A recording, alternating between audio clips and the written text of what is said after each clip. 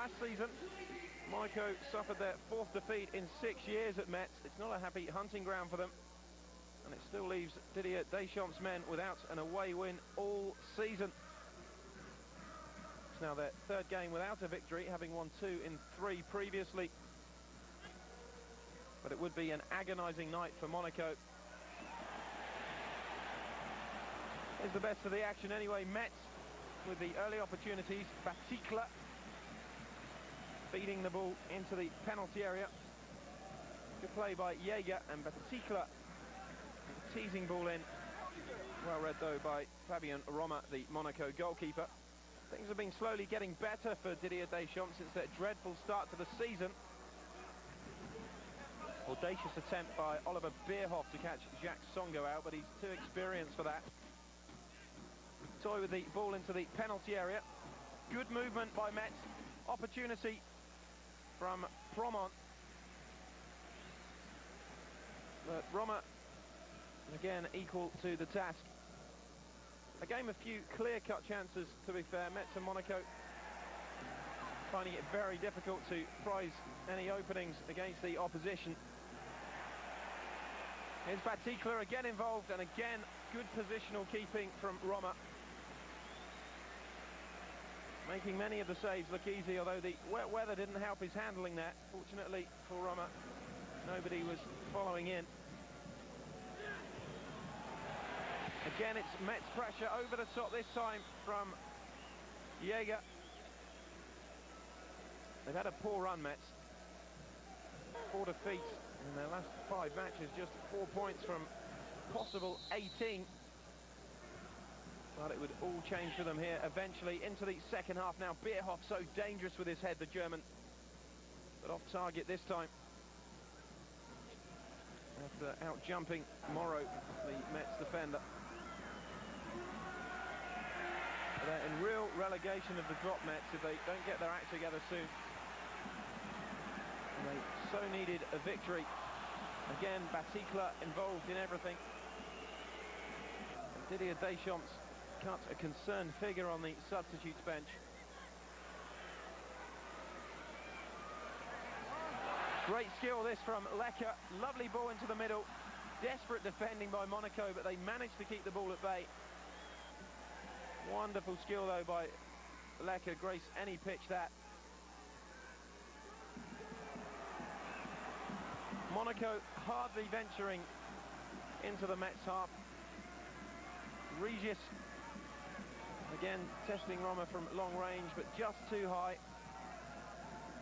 And it looked as though it was petering out into one of those frustrating nights for Metz. Now Meyrou with the ball on the edge of the penalty area. A good run outside him by Regis. Lovely cross from Regis. And 3 minutes into stoppage time, Jonathan Jaeger snatches all 3 points for Metz. And Monaco's away day blues continue. Brilliantly worked goal though. Meyrou. Wonderful skill there from Regis. And a great finish from Jaeger. Metz 1, Monaco 0. Monaco's 5th defeat in 7 years at Metz. Not a happy hunting ground.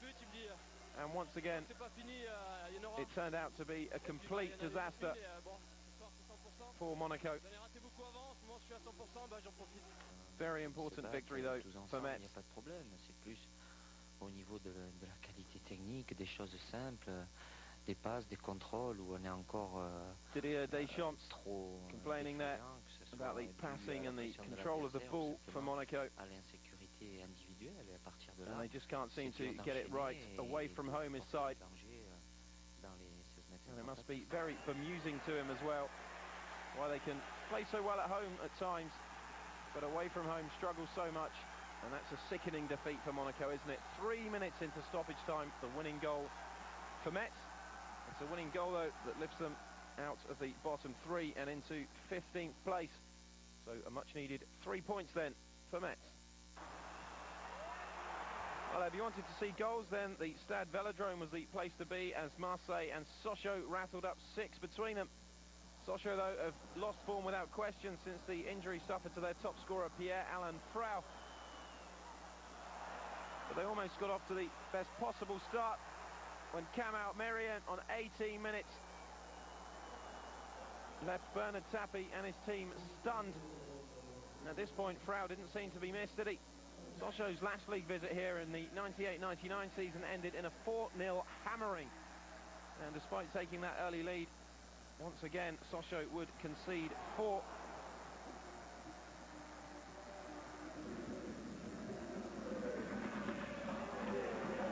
Marseille, though, showing that they now have a battling quality which has been so lacking previous to Bernard Tapie returning to the club. And Sochaux unquestionably have been the top side of the promoted teams, but Moriera, Andre Louise, 26 minutes. It took just 8 minutes for Marseille to find themselves an equaliser. And what a great finish it was as well. Fernandez with no chance in the Sochaux goal.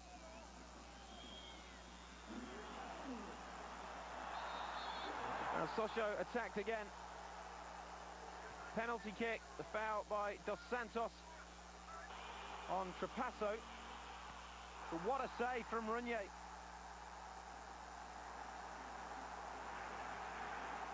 Sochaux denied the lead, much to the frustration of Jean Fernandez. Andre Louise involved in everything, laying it to Dos Santos. Back it comes again, and Bakayoko. 2-1 to Marseille. 2 goals in 8 minutes. 11 minutes left till half-time. Leboeuf firing the shot in, and Bakayoko, the man from the Ivory Coast, poking in his 5th goal of the season. But then Sochaux came back at the start of the second half. Merian with a good ball into the penalty area. And how about that for accuracy? Mikhail Pagis leading the line since the injury to Frau, bagging his 5th goal of the season. He saved a penalty, Renier, but would have taken some goalkeeper to save that. Left completely unmarked, Pagis. And that was 2-2. But once again, Marseille hit back almost immediately, just 5 minutes later. Bakayoko again. And that was his 6th goal of the season.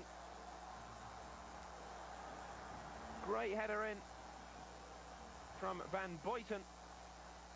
And then Bakayoko with the finish. And he was really up for it. Bakayoko attacking again.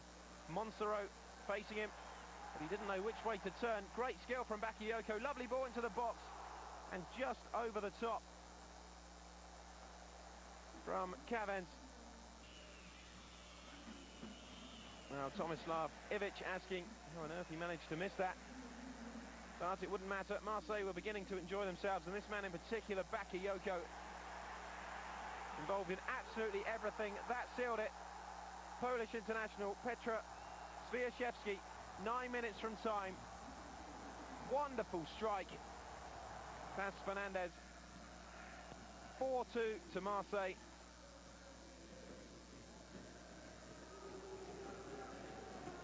And especially with Metz picking up the win, it was vital that Marseille won. It was a win that would lift them to 9th place in the table. It was very nearly 4-3 though. A great goal line clearance to deny Trapasso. Had a good game, Trapasso, who's unfortunate not to score. But Bakayoko, the hero of the night, as Marseille beat Sochaux by 4 goals to 2 and move up into mid-table now. Bordeaux's away record hasn't been the best, but they chalked up their 2nd away win of the season with a fine 2-1 victory at Bastia. Worryingly for them, it was their 4th home defeat of the season. They're not on the best of runs either. They'd lost 4 of their previous 5, picking up just 6 points in the last 18 available, Bastia. And this would be defeat number 5 in 7 for them. Somil, though, with a vital clearance there to keep Bordeaux on level terms. And it's not the best of grounds for Bordeaux either, picking up just 1 point here in 5 years, suffering 4 defeats in their last 5 appearances here as well. And they would do it with 10 men, as you will see shortly. All the early pressure, though, to be expected coming from the home side, Bastia. They like to get at teams at the Armand Cesare Furiani Stadium. And chance after chance was desperately being cleared by Bordeaux in the early moments.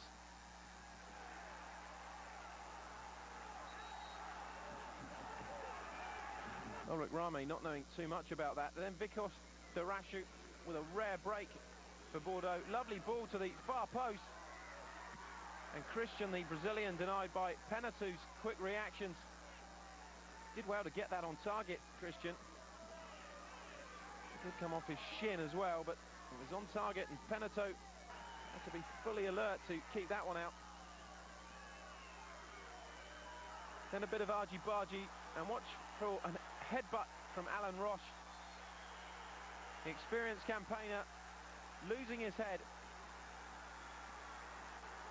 Headbutting Ferreira, and there was no question that Alan Roche would be sent off, and Bordeaux, at one of the team's bogey grounds, would be left to fight for the rest of the game with 10 men. There it is there, the headbutt on Ferreira. He did make a lot of it, to be fair, Ferreira, falling to the ground. But no question, you're not allowed to do that. But how about that for a response? 3 minutes after going down to 10 men, Pedro Paoletta heading in his 8th goal of the season. And the perfect response from Bordeaux to Alan Roche's sending off. Right on the stroke of half-time, that from Paoletta. Is Tony Varel. Good ball into the penalty area. Rame with a good save, though. Second only to Fabien Barthez now in the pecking order for the French national team, Ulrich Rame. And Bordeaux certainly needed him at times in Bastia. Paoletta was in great form. Good ball into the middle towards Christian. He couldn't control it. Fed it back to Paoletta. Pulled down inside the penalty area. Well, so he felt.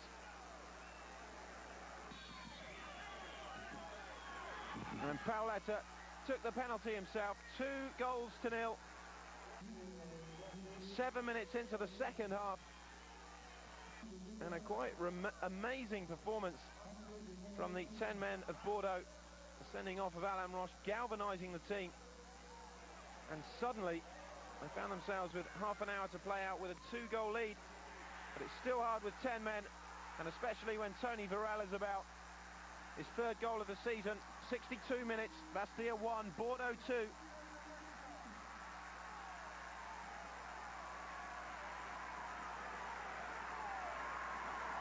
Well, Michael Essien was complaining that Varel was fouled, but Varel got on with it, drilled it under Rame. And Bastia right back in with a shout. They've dropped worryingly down the league, Bastia. And it's mainly down to poor finishing. That particular effort not falling into that category.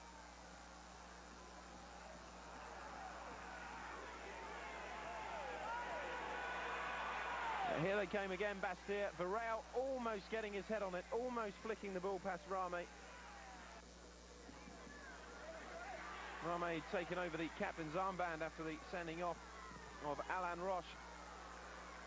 He was being tested to the full. The Ghanaian youth international, Essien, with that effort. Essien again buzzing around. Another opportunity. And again, Rame is there.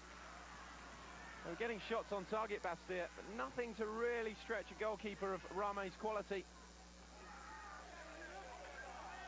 And Bordeaux really dug in deep here to pull off a magnificent victory with the 10 men, beating Bastia by 2-1.